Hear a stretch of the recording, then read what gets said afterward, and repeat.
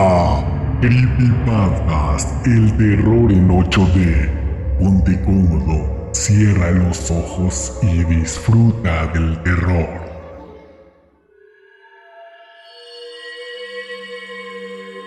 El siguiente texto y fotos fueron armados a partir de un hilo del foro /x/ en 4chan.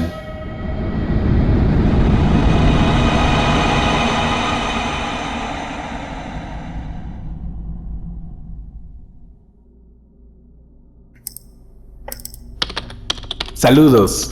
Supongo que debería decir por adelantado que soy nuevo aquí, así que ten paciencia conmigo, que no conozco las reglas ni nada. Un amigo mío me pasó este foro después de que le contara mi historia y le mostrara los materiales que estoy a punto de compartir con ustedes. Él cree que algunos de ustedes lo apreciarán, pero para serles honesto, desde donde estoy sentado, este sitio parece más un refugio de idiotas que un foro de imágenes sobre lo paranormal. Como sea, quiero compartir esto y necesito hacerlo de forma anónima por razones que se volverán claras. Técnicamente, estaré rompiendo la ley, pero si he entendido cómo funciona este lugar, este hilo de conversación habrá desaparecido en más o menos un día. Esta es la cosa. Soy un editor de producción de una pequeña casa editorial en los Estados Unidos. No voy a decir ni cuál, ni dónde, así que no pregunten. Me gustaría mantener mi empleo. La paga no será maravillosa, pero es un trabajo sencillo y me gustan las personas con las que trabajo. Mucho de lo que publicamos está en la línea de publicación de lo que se conoce como table books. Un table book es ese tipo de libro que la gente hojea solo cuando está aburrida y que casi nadie lee de principio a fin. Pueden ser historias de ciertas ciudades o lugares que se venden bien en tiendas de recuerdos, o incluso también biografías y fichas geográficas ocasionales. De hecho, algunos museos suelen brindarnos el catálogo de sus galerías. En fin, es todo ese tipo de cosas. Sí, es algo aburrido, pero es estable. Tenemos suficientes proyectos y nuestros libros venden para mantenerse a flote, lo que ya es mucho más de lo que muchas pequeñas editoriales pueden decir en estos tiempos. Sobrevivir en este negocio te hace famoso entre historiadores ociosos y gente que se siente experta en una que otra ciudad en medio de la nada, Idaho o algún tema esotérico que en realidad a nadie le importa. Recibimos un montón de manuscritos no solicitados de gente que realmente no debería estar escribiendo libros y CDs llenos de fotografías de gente que en realidad no debería estar tomando fotos. Como somos pequeños y no tenemos una plaza para un editor de adquisiciones, el trabajo de ir entre la pila de curiosidades se rola entre la gente de la oficina. Ocasionalmente, alguien encuentra algo que vale la pena publicar y pasa el proyecto al resto de nosotros, pero nuestro director editorial tiene la última palabra. Por los últimos 9 meses he estado trabajando en un libro que emocionaba a todo el mundo en la oficina. Nuestro editor adjunto lo encontró durante su turno en revisar la pila de envíos. Un viejo que no nombraré nos había contactado de la nada, ofreciéndonos la oportunidad de publicar su archivo de rarezas fotográficas si demostrábamos tratar el tema con el respeto y la seriedad que él sentía que se merecía. Para usar su definición y explicar el título del libro, las fotografías eran anomalías, es decir, que mostraban algo fuera de lo normal o de alguna forma inexplicable y que usualmente contaba con una historia interesante para acompañarlas. La mayoría de ellas pertenecía a la primera mitad del siglo XX. Como dije, no era el tipo de cosas que publicábamos normalmente, pero las muestras que el tipo mandó en su propuesta eran bastante sugerentes, y una vez que vimos el resto de ellas, leímos algunas de las historias y nos dimos cuenta de que ninguna de estas fotografías eran conocidas. Supimos que teníamos algo que atraería la atención de la gente. El formato iba a ser simple y clásico. Un montón de espacios blancos, cada foto aparecería en impresión de alta calidad en la página derecha, seguida de una página izquierda en blanco y luego un par de párrafos describiendo la fotografía en la siguiente página derecha.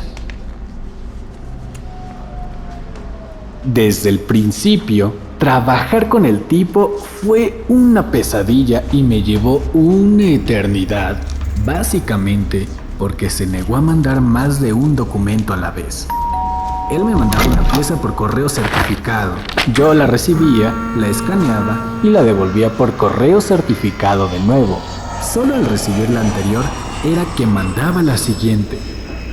Parecía pensar que su colección era extremadamente valiosa y estaba bastante paranoico al respecto de perderla. Así que solo asumía el riesgo de una pieza a la vez. Al final habríamos invertido tanto solamente en costes de envío que hubiera sido mucho más barato mandarme hasta su domicilio con un escáner y una laptop.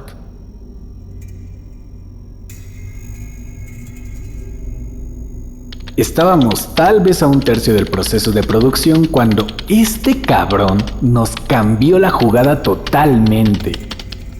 Alguien le había ofrecido una gran cantidad de dinero por las fotos, mucho más de lo que le habíamos ofrecido por los derechos de edición, con la condición de que la producción del libro se detuviera y las fotografías permanecieran lejos del público general.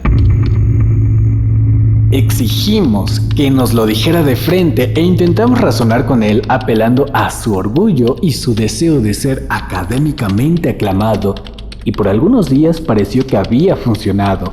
Pero cuando regresó a casa cambió de opinión de nuevo, insultándome a mí y a mi editor por teléfono, exigiendo que se detuviera la producción del libro.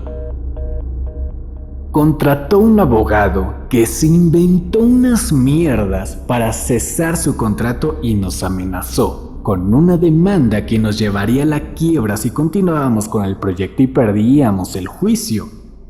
Para añadir a la ofensa, la firma de abogados mandó a un pequeño y molesto ingeniero en sistemas a nuestra oficina para asegurarse de que los originales fueran eliminados por completo de nuestras computadoras. Ya que la gran mayoría del proyecto estaba guardado en mi máquina y había tirado meses enteros de mi vida en él, me sentí y aún me siento violentado y molesto con el asunto. Por lo cual, alguien debería beneficiarse de todo ese trabajo. Esas son las razones principales por las que me encuentro aquí. Desafortunadamente, no cuento con los scans en alta resolución que hice de las fotografías, pero guardé borradores de trabajo de las descripciones originales y 14 imágenes de calidad media o thumbnails que Quark creó mientras diseñaba la versión para imprenta. No me pregunten por qué seguimos usando Quark. Es lo que sabemos usar y por lo que pagamos hace ya bastante tiempo. No se supone que lo haga, pero ocasionalmente me llevo algunos archivos de Quark a casa para trabajar los fines de semana.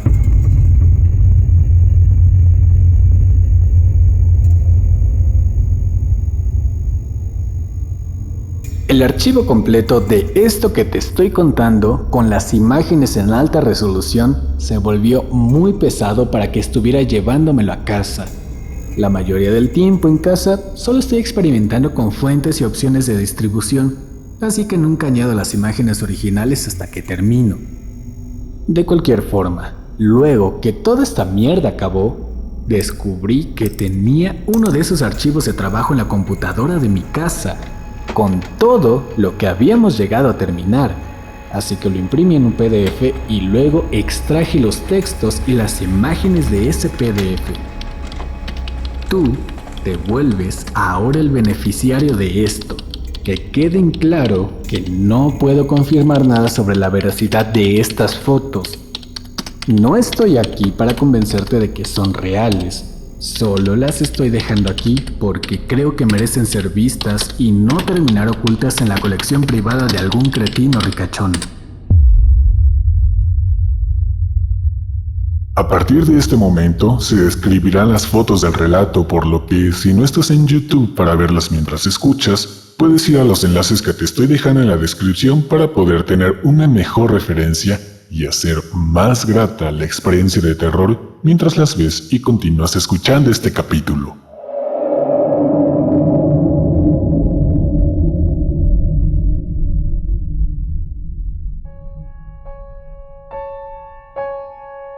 El fuego de Collingwood. Esta es la última foto conocida tomada dentro del Lakeview School en Collingwood, Ohio, antes de que fuera consumido por el fuego el 4 de marzo de 1908, matando a 172 estudiantes, 2 profesores y un socorrista. El incendio comenzó cuando una viga del techo se encendió a causa de que una tubería de vapor estallara cerca. Las llamas bloqueaban las rutas de escape, lo que lleva al pánico y esto a una estampida que atrapó a un gran número de víctimas al final de la escalera, donde se quemaron vivos. Bajas adicionales fueron incurridas cuando los estudiantes, ardiendo en llamas, saltaron de las ventanas del segundo y tercer piso. Todo el mundo en esta foto pereció, con excepción del señor Olson, sentado al extremo derecho de la fila de atrás. Los artefactos espectrales en la foto se mantuvieron sin alguna explicación.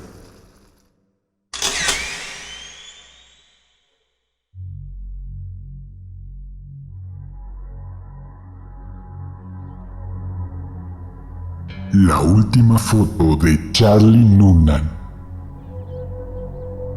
Charlie Noonan era un folclorista amateur que viajó por el sur y el suroeste de Estados Unidos durante los primeros años del siglo XX, recolectando cuentos e historias sobre lo sobrenatural.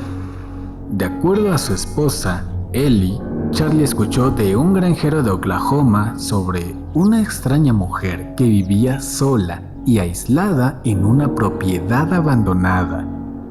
El granjero le dijo que la mujer no era en realidad una mujer, sino alguien o algo disfrazado, siempre en compañía de un perro enorme.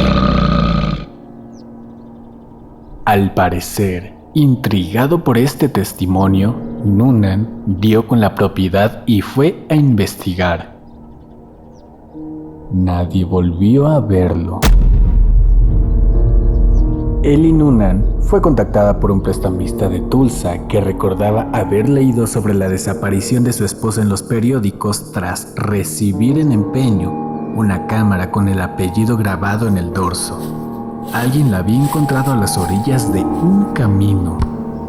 El prestamista devolvió la cámara y la señora Noonan hizo revelar la fotografía en su interior con la esperanza de encontrar alguna pista sobre su esposo. Ni la locación de la propiedad, ni el nombre del granjero que habló con Noonan aparecen en ninguna de las notas del investigador.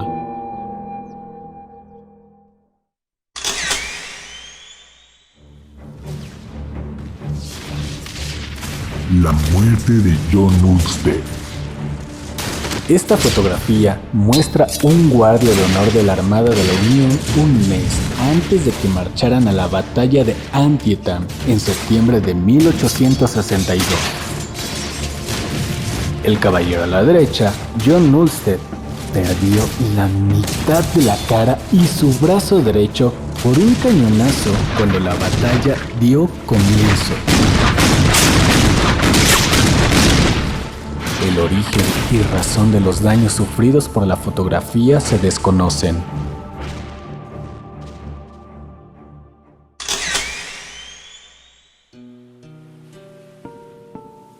El hombre del hacha de Nueva Orleans. Edward Martel era un fotógrafo e inventor francés no muy exitoso que viajó por los Estados Unidos durante las primeras 2 décadas del siglo XX. Buscando interés e inversionistas para un dispositivo que añadía un temporizador y un revelado automático a la popular línea de cámaras Kodak Brownie. Durante sus viajes tomó cientos de fotos automáticas para probar y refinar su invención. En su rutina, él se despertaría temprano, colocaría una cámara en algún lugar insospechado frente a las calles de la ciudad en la que se encontrara y luego andaría a algún café o bar cercano, capturando así imágenes cándidas de la vida del lugar que luego guardaría como recuerdo de sus andanzas. Las mejores de estas fotografías fueron seleccionadas para la primera y última galería de Martel en París en 1922. Desafortunadamente, Martel murió desconocido y sin un centavo en la bolsa en 1955, dejando como única herencia a su hija Jean un legado de cajas y cajas con fotografías viejas que debió revisar seguramente para encontrar algo que valiera la pena de entre todo el nuevo alimento para los fuegos venideros. Y fue durante este proceso que se encontró con esta foto tomada en Nueva Orleans, fechada a la mañana del 28 de octubre de 1919, algunas horas antes de que Martel tomara un barco de vapor para regresar a Francia. Martel odiaba los blurs de movimiento en sus fotos porque creía que demostraban la falta de precisión y velocidad de su mecanismo de lentes. Este prejuicio lo había hecho descartar y arrumbar la que probablemente sería la fotografía más importante que tomara durante toda su vida.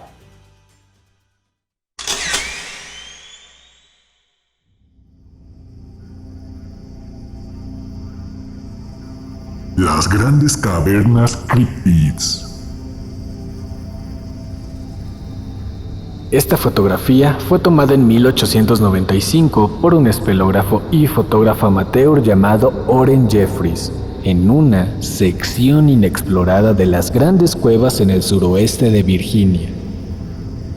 Al tiempo que fue tomada, Jeffries realizaba experimentos fotográficos usando superexposiciones para ver si era posible capturar alguna cosa en la ausencia total de luz, conocida también como oscuridad de caverna.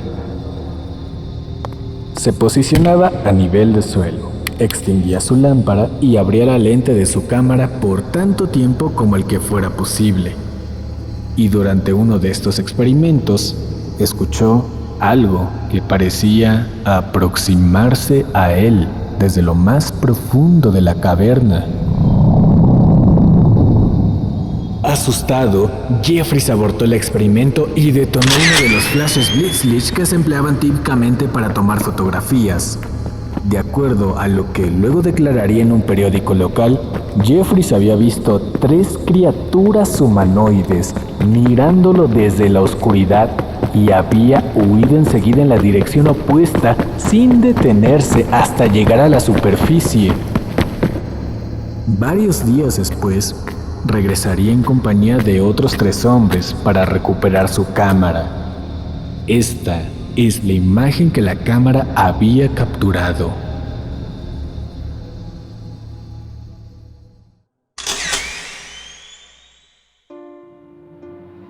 Los mellizos Harlow. 1938, Parque Evergreen, Illinois, a las afueras de Chicago.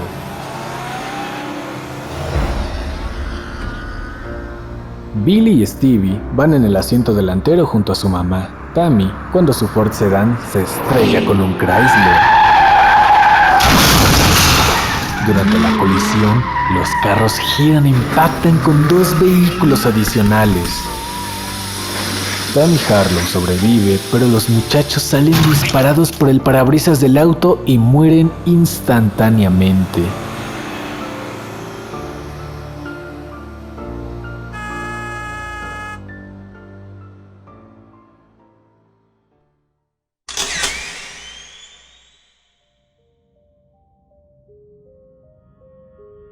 La tragedia Sorenson. Los Sorenson eran una familia de origen danés que inmigró a los Estados Unidos entre 1905 y 1906.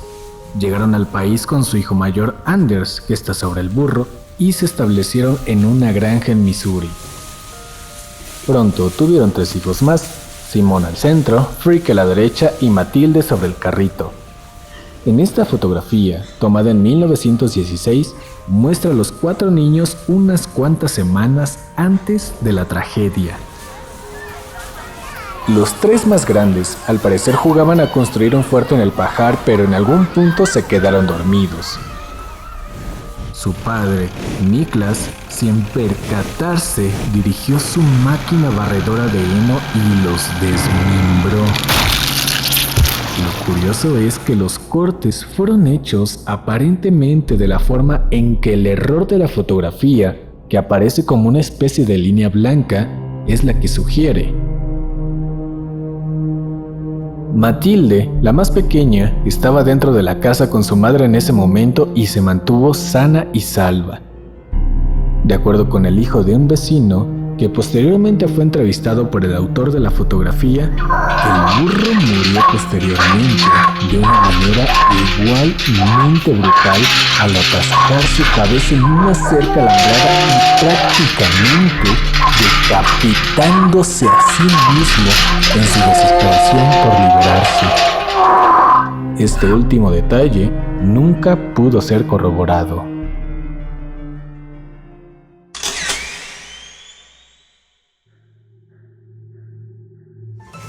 El espectro de Viola Peters.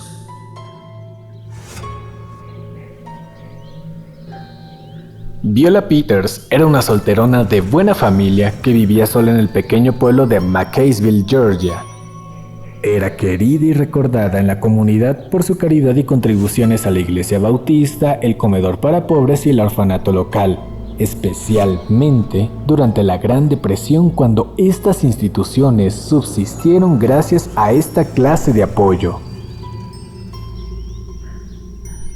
En julio de 1935, Viola fue brutalmente abusada y asesinada por un ladrón llamado Tom Cullen, que había estado trabajando brevemente en una refinería de cobre.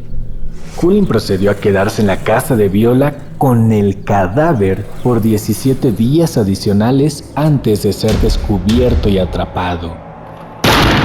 Una turba iracunda entró en la prisión de la comisaría y sacó a Cullen para lincharlo en el viejo puente sobre el río Tocoa. Esta foto fue tomada por Garrett Killian, un testigo del linchamiento, y causó gran revuelo al momento de ser publicada algunos días después en el Atlanta Constitution. Para muchos, esto sugería que el espíritu de Viola había adquirido alguna clase de paz al atender a la ejecución de su asesino. Otros, con una mentalidad más retorcida, vieron en ese semblante desamparado un anhelo por echar un último vistazo a su único y último amante.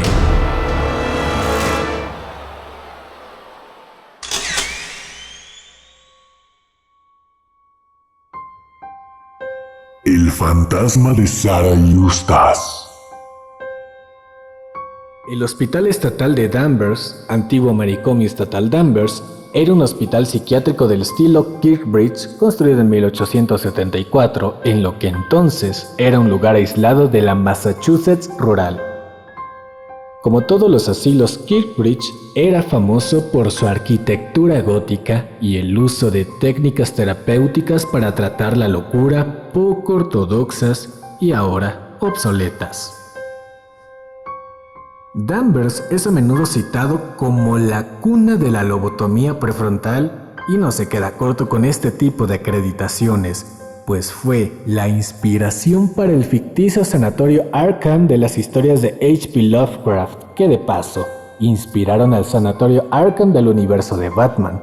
Y aquí fue también donde se filmó la película Session 9.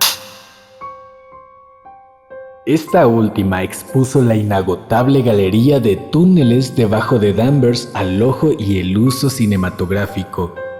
No es incidental que los realizadores de dicha película eligieran esta locación, pues los rumores de sus apariciones y espíritus han perseguido al sanatorio por más de una centuria. Una de las historias más famosas corresponde a la de Sarah Eustace, una paciente que escapó en 1955 y desapareció en el sistema de túneles.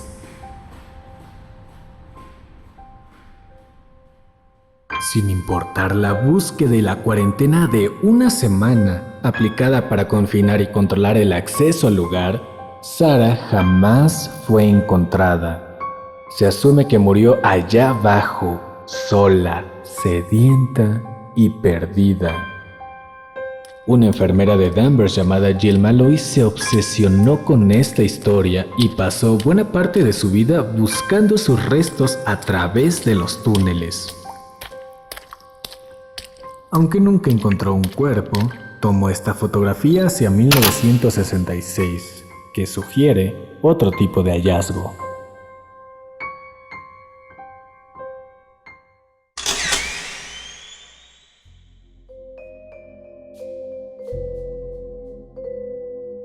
El retrato de la familia Stevenson. ¿Quién dice que los fantasmas no tienen sentido del humor? Los Stevenson eran una familia rica de Boston, orgullosa de gozar con los privilegios de la industria de la ciudad y una longevidad absoluta. Este retrato, tomado en 1945, conmemora un esfuerzo por reunir a los Stevensons más viejos alrededor de la más joven.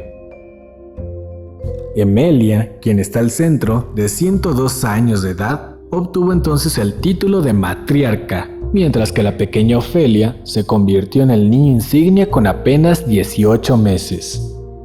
Lo que los Stevensons no notaron hasta que la fotografía fue revelada era que alguien de entre los muertos se había dado cita con ellos para celebrar ese día.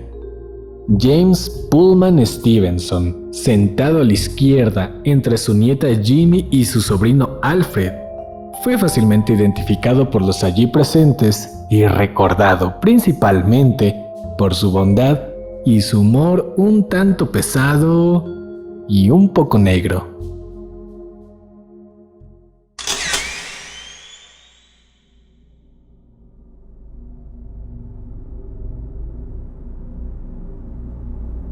Las desapariciones de la señora Journo. Durante sus últimos años, Josephine Journo paseaba por la tarde y hasta el anochecer por las calles de su amado vecindario en Norwich, Connecticut. En noviembre 12 de 1935, ya no regresó. Búsquedas exhaustivas se convocaron por la policía y junto a grandes grupos de voluntarios se dieron a la tarea de encontrar a la anciana, pero infructíferas. No había ni siquiera pistas sobre su paradero. 3 años después, la señora Journo apareció acuclillada delante de la casa de uno de sus vecinos, intacta y en excelente estado de salud. Al preguntársele sobre su paradero durante todo este tiempo, la señora Journo fue incapaz de comprender la pregunta. Desde su punto de vista, el tiempo no había pasado. Sus vecinos se lo suplicaron, pero se negó a recibir tratamiento y decidió continuar con su vida como si nada hubiera pasado, incluyendo, por supuesto, sus paseos nocturnos. Otro vecino suyo le tomó esta foto en otoño de 1938.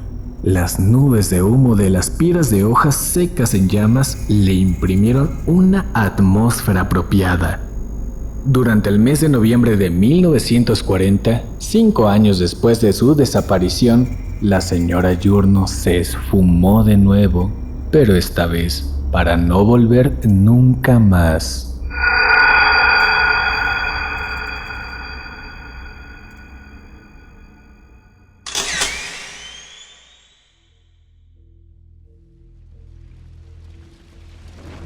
El destino de Sally York.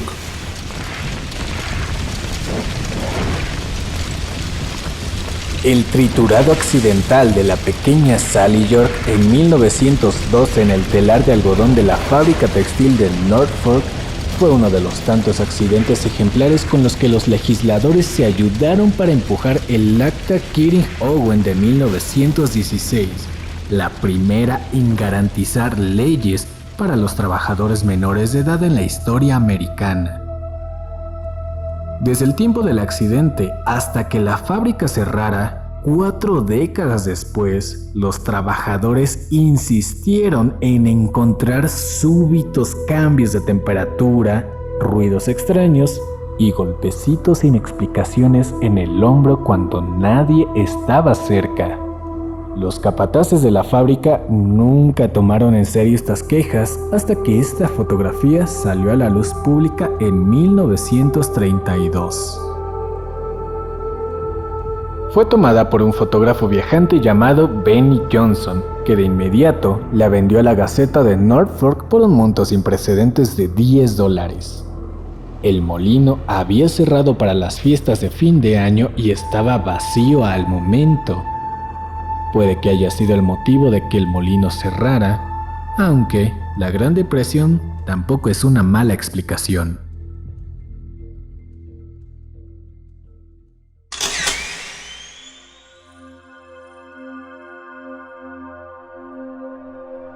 Los ojos de Lily Palmer. Lily Palmer no había llegado a los 4 años de edad cuando sufrió lo que sus doctores llamarían un agudo principio de alucinación sensorial. Esta foto, tomada por la mamá de Lily, Annette, durante la noche de Halloween en 1952, captura el momento exacto en que comienza su padecimiento. Lily y su nana filipina habían estado dando dulces a los niños cuando la niña gritó de pronto y comenzó a arañarse los ojos. Pasó algo de tiempo antes de que pudiera recuperar el habla y cuando lo hizo, Lily habló de cosas caminándole por los ojos. Varios días después, siendo dejada momentáneamente sola en su habitación, Lily se perfora los ojos con una aguja para tejer de su madre. Fue diagnosticada e internada, permaneciendo así durante el resto de su vida, primero en Bellevue en el este de Manhattan y luego en el centro psiquiátrico Rockland en Orangeburg, donde fallecería de un ataque cardíaco en marzo de 2001. Una llamada a los cuidadores de Lily confirmó que sus episodios eran mucho más intensos durante las noches de Halloween. Pero por la mayor parte de su vida pudo ser escuchada rogando al equipo del sanatorio para que la ayudaran a quitarse esas cosas de los ojos.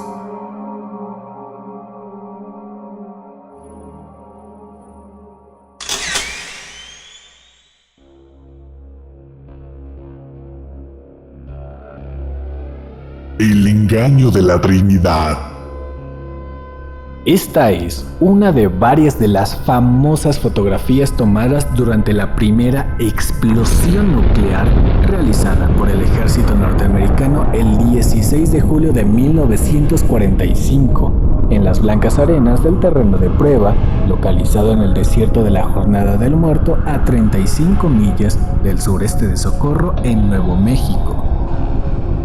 El nacimiento de este diseño de implosión con base de plutonio, el mismo método empleado en la bomba Fat Man que cayera sobre Nagasaki, marcó el comienzo de la era atómica y la subsecuente carrera armamentística entre el bloque soviético y los Estados Unidos. Solo un puño de personas supieron siempre que esta foto fue recortada antes de liberarse a la opinión pública y ahora todos están muertos. Uno de ellos era el fotógrafo original que le entregó al autor una copia bajo la condición de que se mantuviera fuera del conocimiento público hasta que los ciudadanos del mundo pudieran entender las ramificaciones de lo que muestra. El autor permanece incierto respecto al cumplimiento de este requisito, pero dado que probablemente cuente con la última copia, ha decidido que su responsabilidad es con la verdad.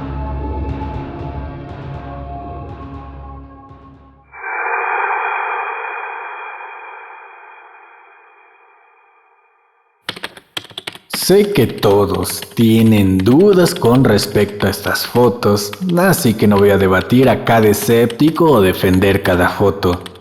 Pero por si sirve de algo, esto que viene a continuación es una carta escrita real por el hombre del hacha a un periódico local.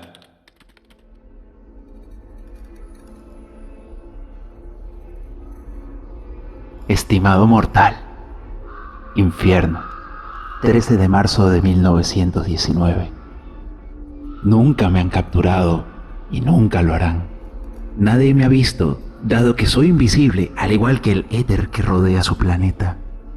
No soy un ser humano, soy un espíritu infernal.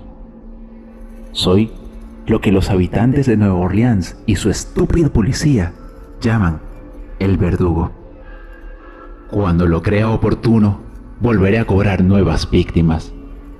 Solo yo sé quiénes serán. No voy a dejar ninguna pista, salvo mi hacha manchada en la sangre y los cerebros de quienes llevaré para hacerme compañía. Si quieren, pueden decirle a los policías que tengan cuidado de no irritarme. Por supuesto, soy un espíritu razonable. No me han ofendido de momento por la forma en la que han investigado. De hecho, lo han hecho de una forma tan estúpida que no solo me ha causado gracia a mí, sino también a su satánica majestad, a Francis Joseph, etc. Pero que tengan cuidado, que no traten de descubrirme, o será mejor para ellos no haber nacido que enfrentarse a la ira del verdugo. No creo que sea necesario advertírselo. De todas formas, ya me han esquivado de forma bastante eficaz. Al menos sus mentes dan para mantenerse alejados de todo peligro. Por supuesto, pensarán que soy el asesino más temible que se haya conocido. Pero podría ser mucho peor si yo quisiera. Podría matar a miles de ustedes visitando su ciudad cada noche. Bien, para ser exactos, a las 00:15, hora terrenal, del próximo martes, voy a pasar por Nueva Orleans de nuevo. En mi infinita misericordia, les voy a hacer una propuesta. Me gusta mucho la música jazz, y juro por todos los demonios de los abismos del infierno que no mataré a la gente que el día y a la hora señalada se encuentre en un local donde haya una banda de jazz tocando. Si ese día la gente acude, bueno, mucho mejor para ellos. Pero una cosa es cierta, si hay alguien que no haya acudido donde digo, conocerá mi hacha.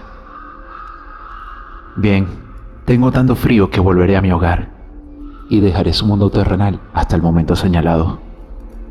Esperando que publiquen esto, que les vaya bien. Fui, soy y seré el peor espíritu que jamás haya existido en la realidad o en la fantasía. El verdugo.